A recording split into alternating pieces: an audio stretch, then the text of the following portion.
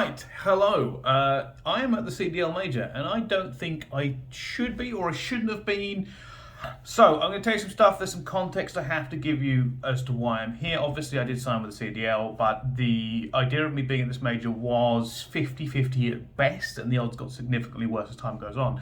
I signed a bit, so some context. I signed a bit late to the CDL. Ton signed before me. I was a little bit behind in getting a visa. I have to have a new visa to come over here and work these events. It's called an O1 visa. You can look it up. You can figure it out. But what I'm going to tell you now is the story of how this all happened and how I'm actually here. And it kind of gets... The first part of this will be telling you the run-up to it all, to what can be described as an insane 12 hours. Okay? So I obviously signed up. We were trying to get through the major. We were trying to go through the visa situation. You have to petition the US government, prove to them why you're a valuable member and why you should be allowed over. And myself and Tom were both going through this process.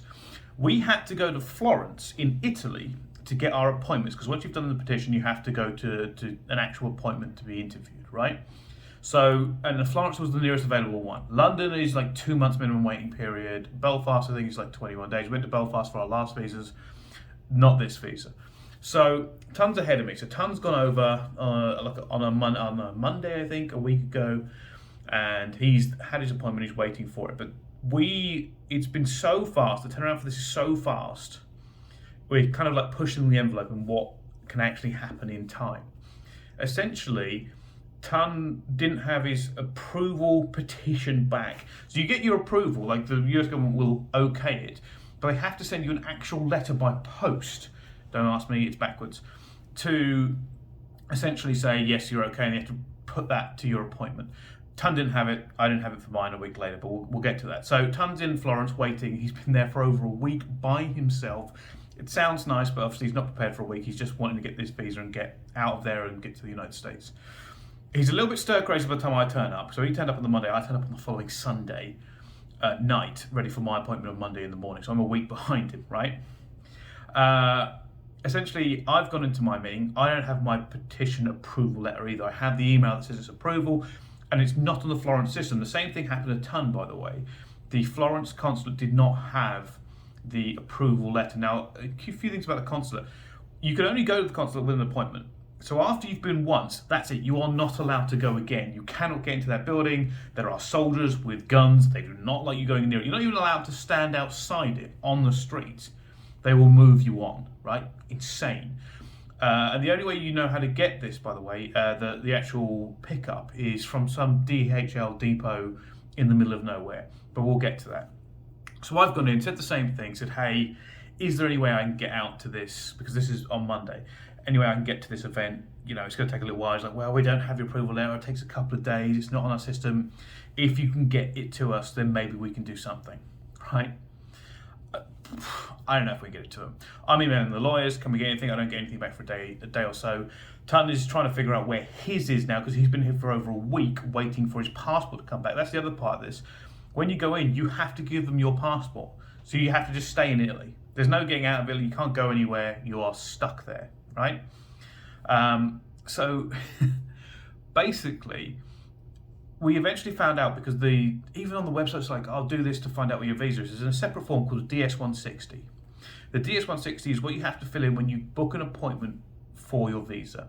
Now, no one really told us any more about this, but it turns out there's a subsection on the website where you check your DS-160 status, and that actually tells you what the status of your visa is. Now, we didn't know this before Monday, right? Eventually found out, and I checked mine Tuesday morning, I think, with Ton as well. Mine ended up saying advanced processing for my visa, which I didn't even think it should have been, because I didn't have this letter, and he said he couldn't process it before then, right? Context-wise, Ton says visa issued, and also by this point, Ton's got a little bit stir crazy. Like, he's been around Italy, he's been eating gelato, steak and pasta for a week by himself. He's gone everywhere, he's seen everything, he's been drinking coffee and red wine. He's had a little bit of cabin fever from being alone. So we'll have to kind of forgive him for being quite stressed out at this point, because he's starting to worry that he might not make this event either. He was going to go on the desk. So this is a lot of the context for you of what is coming forward. Myself and Ton on Tuesday morning went on a little bit of a mandate essentially. We're going to lunch at a very fancy place he liked for some incredible steak, and then we were going to see Michelangelo's David at one of the museums in Florence. So cool. I checked mine in the morning. It says order processing. His says order visa issued. So he's gone out and he's booked himself a COVID test. The only place that's open late night in Florence. There is no other place in Florence that really gives you a COVID test past like 4:45 at the very latest. I think we found one. This one's also a bit dodgy. It's just booked by WhatsApp rather than any sort of emailing system or anything else. And it's also more expensive than others. Which we'll come to. So after this, Tun's getting a bit stressed out because he cannot find out where his visa is, right? There is no tracking number for DHL. There is no email that has come to him. There is no number he can ring, and he cannot go to the consulate. So he is trying to ring this DHL depot in Italy to find out essentially where is his passport. Like, where is it? Is it there? Do I pick it up? Can I get it somewhere? It says on the website, pick it up at this depot, but we have no tracking number, and it's half an hour away, like a €30 cab ride to just find out. So we get back to the hotel. Tun's stressed. Tun's understandably a little bit stressed out. He's been in Florence for like 9 days. He wants to go home, or he wants to go to America. I've only been there like 2. I'm fine. I've kind of accepted. By the way, I've accepted at this point. I'm not going to the event. I'm not going, right? It's going to take too long. The latest the CDL will fly me out is Thursday, which means I need my passport Wednesday, which will be the next day. And I haven't even heard anything. We don't have this letter. And it wasn't on Florence's system on the Monday morning, right? So Tun's trying to get hold of DHL. He's failed. He cannot get hold of them. I think he rang somewhere to Italian. They told him to ring back. They can't speak English. The other one just hangs up. Another one is cut off, right? I'm sitting in my hotel room. I've gone onto the DHL live chat, and all I've basically been able to find out is that they will, if there is a package there for us, they will take our IDs and give us the package, right? That's all we have to go on. So I've got to turn right. You know what? His COVID test booked for 6. Mine, I'm going to end up booking for 6:20 just on the off chance, right? If what comes to worst, I just cancel it. I haven't lost anything. I'm going to turn right. Let's jump in the cab. About 4:20. Let's jump in the cab. Ignored. He's ignored. He's not doing anything. I'm like, I don't know what he's doing. I don't know if he's on the phone with somebody or if he's talking to his wife. Nothing. It's about half an hour goes past. So I'm like, we need to go. He's not going to make his COVID test if we do get his passport, right? He's gone to sleep. He's so stressed out by this whole thing. Tun's gone to sleep. So I go around to his room and I bang on his door, get him up. I'm like, right, let's just do it. Let's just get in the cab. It's €50 or €60 back and forth. Find out what happens, right? So we're getting over there. He's kind of stressed out. He's worried. He doesn't think he's travelling today. He doesn't think he's going to make it. I'm got no real skin in the game. I don't think I'm travelling at all, let alone on the off chance. So we take our cab ride. We get to this depot out there. And basically what happens is they don't speak any English either. The only words we can get through is they know we're looking for a passport from the US consulate. That's the only words in English we get. He takes our driver licenses, puts them down there, and he disappears for 10 minutes, comes back with somebody else, disappears for 5 minutes, comes back, says, there's going to be a memento. Just basically just wait, right? So we just sit down and we just wait. And we're getting a bit stressed out now. Tan has had to cancel his COVID appointment because we're not going to make it back in time into Florence. This depot is in the middle of an industrial estate on the outside of Florence. I'm going to have to cancel mine. I do cancel mine at the end. Eventually, somebody else turns up at the depot while this guy's sorting other packages, and he talks to him. Obviously, it's all in Italian. I have no idea what's going on after about 45 minutes to an hour. And the guy disappears. He speaks to somebody else, and eventually 2 packages come out. 2 massive yellow envelopes. And I get mine first. It's mine. It has my name on it. I open it, and there is my passport with a visa in it. And obviously Tons has his in. But mine's slightly more surprising because essentially that has come back in like 34 hours, where it should say on the website, I think it says anything from 7 to 10 days, right? I'm like, this is insane. This is insane. This is genuinely insane. I shouldn't have a passport back right now. I was expecting to wait a whole week. So, best case scenario now is that we get out for the Thursday, or we miss the first games on Thursday. We won't be here. We still have to get back into Florence. We don't have COVID tests. We are in the middle of an industrial estate where Ubers will no longer pick us up. They won't pick us up. They drop us off, they won't pick us up. Now we're walking in the it's dark and it's getting cold. It's about 20 Fahrenheit, about -1 degrees. It's somewhere around there. It's getting cold in Florence. We're walking through the industrial estate. We eventually find a Chinese market. We're ringing an Italian taxi company. Tan is dealing with that in an Italian taxi company. I'm I'm basically first of all making videos, and I think it's funny to the group chat for the talent, but also like trying to figure out if we can get COVID tests. We basically have to. I basically can't bribe and this Italian doctor because he was ignoring us after we both cancelled. 6:40, we no response. I'm like, you know what? 7:20. I'm in a cab right now. This is our last chance to get COVID test before tomorrow. I will pay whatever. I don't care what I'll pay. I'm sure. I think in Italy it's supposed to be like €20 is the price for this rapid antigen.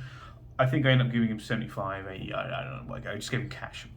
So we're in the cab. We're racing across Florence again to get these COVID tests back into Florence. I have a meeting, a very important meeting with. It doesn't matter. A very important meeting. So I'm on the phone in this cab, wearing my mask, having this meeting. I was a bit cross. I give Tom my wallet because I'm there to go with cash on me to just pay this tax. He's found it today, by the way. He gave the guy an extra tip for no reason. So we get up there, we go into just some weird building, and we have to run up concrete flights of stairs around this tower. I'm dying, by the way. I'm still not very, very fit. I'm dying. I have to leave the meeting because I'm blowing so hard that I can't even talk, let alone all the noise I'm making down my phone in this meeting where everybody's talking.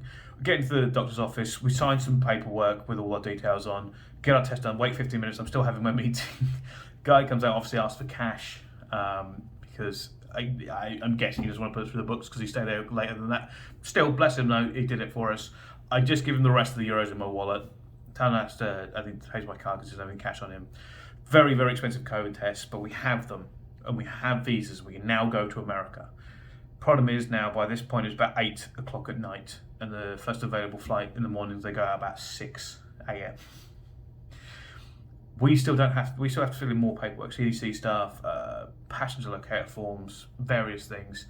We have to walk back to our hotel because it's the middle of Florence. It's about 20 minutes. So walking back, holding this thing, I'm having my meeting. Just stressed out now. We completely lost it because this has all happened in a few hours that suddenly we might actually make it out to the major. I am definitely not supposed to make it out to the major. Ton is definitely coming. He was going to be on the desk. Get back to the hotel. We're fixing it. We're talking to the CDL like, hey, can you get us a flight straight away? Like we don't have hours because we have to be in a taxi at 3:30 in the morning, which means we shower, pack, everything, and try and get some sleep. I don't sleep before the flight anyway, just because I can't. Tan has eventually put his head down. We get in there, and somehow we've raced across Florence several times. By the way, if you ever want to get to an airport, I can advise going at 3 o'clock in the morning because apparently our taxi driver did a 25-minute journey in 7 minutes and just ignored red lights. We didn't ask him to; he just decided to. And now we're here. I know with all the controversy about Merck and Maven, who I've known are still going to be working this major for a little while. I don't know how long I can say that I've known because I don't know how long I'm supposed to have known. But yeah, it's insane. A tale of my thing coming back in 34 hours.